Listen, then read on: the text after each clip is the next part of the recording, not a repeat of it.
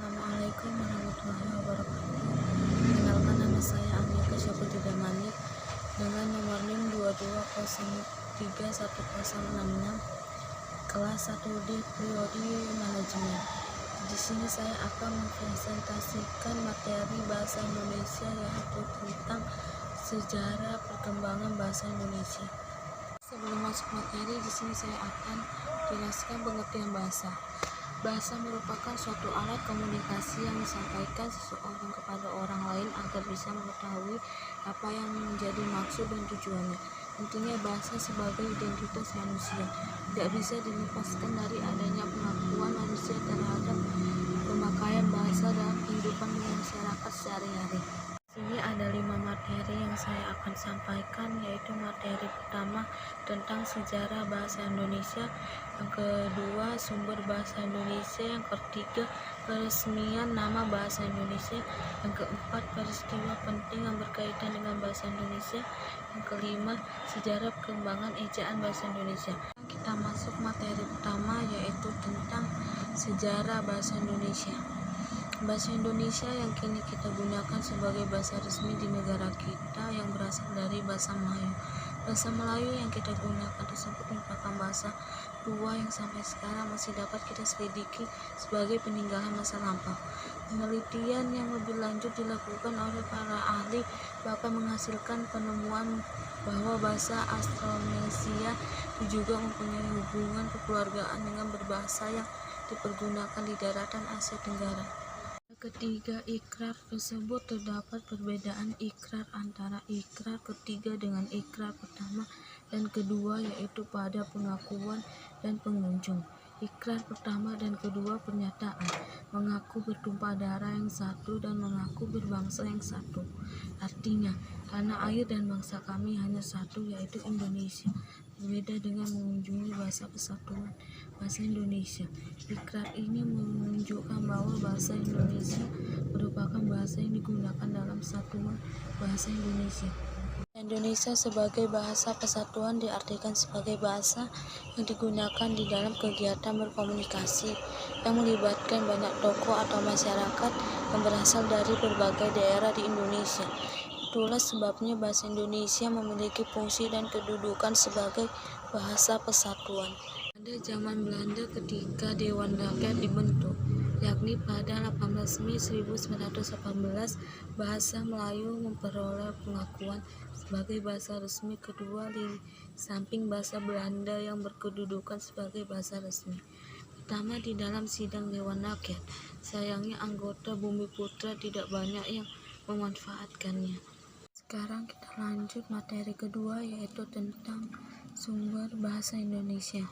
Salah satu pembahasan yang penting untuk mengetahui perkembangan bahasa Indonesia adalah dengan mengetahui asal sumber bahasa Indonesia.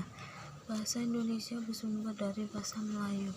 Bahasa Melayu telah digunakan di Nusantara sejak abad ke-7, sekitar tahun 600 sampai tahun 790-an. Istilah Melayu atau Malayu berasal dari Kerajaan Malayu, sebuah kerajaan Hindu-Buddha pada abad ke-7 di hulu Sungai Batakari, Jambi di Pulau Sumatera.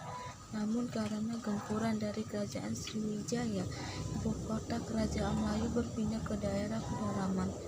Hal ini juga menyebabkan masyarakat Melayu berasimilasi dengan suku lain di Sumatera. Selanjutnya, terbentuklah suatu bahasa yang disebut sebagai bahasa Melayu Tinggi sekitar abad ke-15. Bentuk bahasa tersebut berkembang karena digunakan oleh Kesultanan Makalah. Menurut Muhammad Yamin Dahlamyanti, Jabadi, dan Rahman, jika mengacu pada masa depan bahasa-bahasa yang ada di Indonesia dan kesusastraannya, hanya ada 2 bahasa yang bisa diharapkan menjadi bahasa persatuan, yaitu bahasa Jawa dan bahasa Melayu. Adalah beberapa alasan mengapa bahasa Melayu dipilih menjadi dasar atau sumber bahasa nasional menurut Arifin dan Tasawuf. 1. Bahasa Melayu berfungsi sebagai bahasa kebudayaan, yaitu yaitu bahasa beberapa prasasti kuno, buku-buku yang berisi berbagai aturan hidup dan sastra. 2. Bahasa Melayu berfungsi sebagai bahasa penghubung antar suku di Indonesia. 3. Bahasa Melayu berfungsi sebagai bahasa perdagangan. 4. Bahasa Melayu berfungsi sebagai bahasa resmi kerajaan. 5. Sistem bahasa Melayu sederhana, tidak memiliki tingkatan bahasa.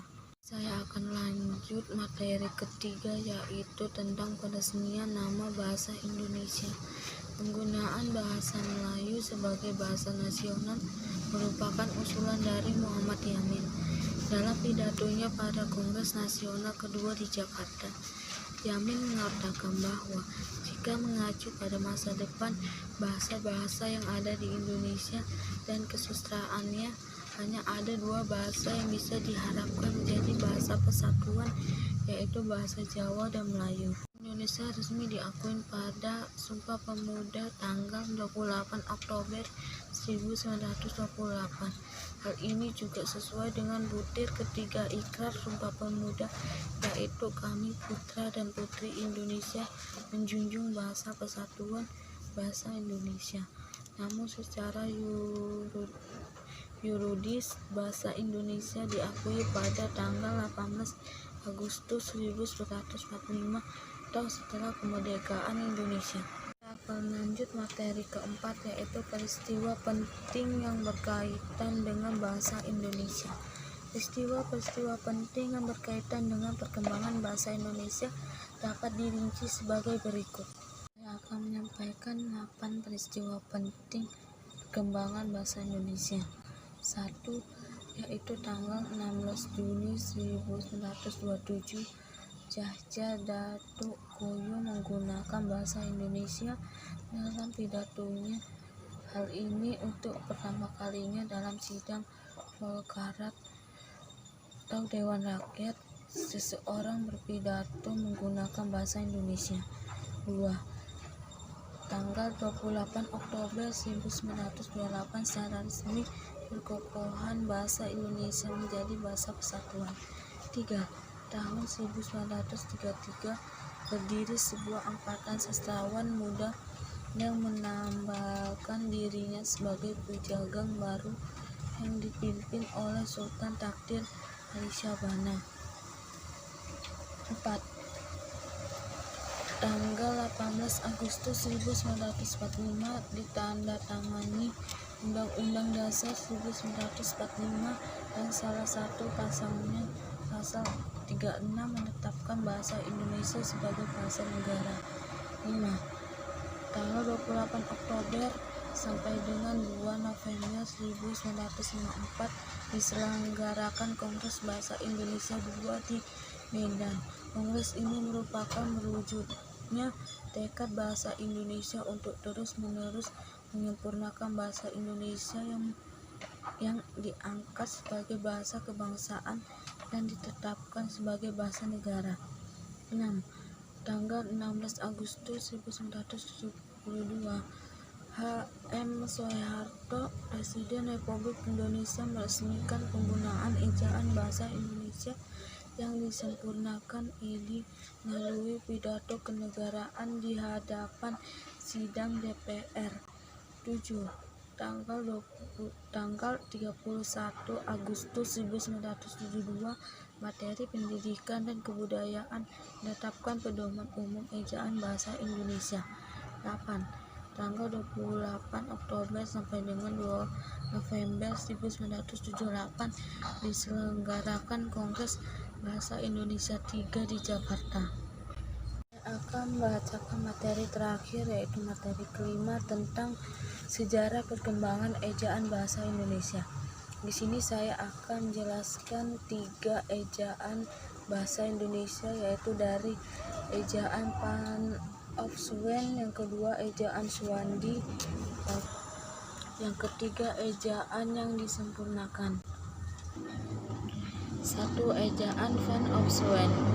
Ini merupakan pedoman resmi ejaan pertama yang diterbitkan pada tahun 1901 FI. Bahasa Indonesia ini waktu itu masih disebut sebagai bahasa Melayu. Bisa ditebak dari namanya, ejaan ini disusun oleh orang Belanda bernama Charles A.